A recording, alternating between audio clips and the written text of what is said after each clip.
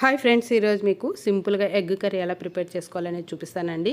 ముందుగా గుడ్లను ఉడికించి పై పెంకు తీసేసి ఈ విధంగా ఘాట్లు పెట్టుకోవాలి. నేను ఆల్రెడీ ముందే ఉడికించి పెట్టుకున్నానండి. తర్వాత స్టవ్ మీద బాండిల్ పెట్టుకొని అందులో ఒక స్పూన్ ఆయిల్ వేసుకుని ఆయిల్ కాగాక అర స్పూన్ ఆవాలు, అర స్పూన్ జీలకర్ర, సన్నగా కట్ చేసిన ఉల్లిపాయ ముక్కలు కప్పు, పచ్చిమిరకాయ చిలుకలు 2, కొంచెం కరివేపాకు, కొంచెం ఉప్పు వేసి ఉల్లిపాయ ముక్కలు కాస్త మగ్గేదాకా ఎంచుకోవాలి.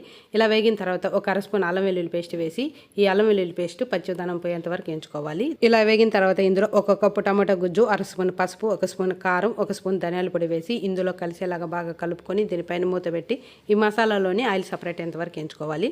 మసాలా ఇలా వేగిన తర్వాత ఇందులో ముందుగా ఉడికించి పెట్టుకున్న గుడ్లు, ఒక అర గ్లాస్ నీళ్లు, ఒక అర స్పూన్ గరం మసాలా, కొంచెం ఉప్పు వేసి ఇవన్నీ కలిసేలాగా మొత్తం కలుపుకొని దీనిపైన మూత పెట్టి ఈ గ్రేవీ చిక్కబడేంత వరకు మధ్య మధ్యలో కలుపుతూ ఉడికించుకోవాలి.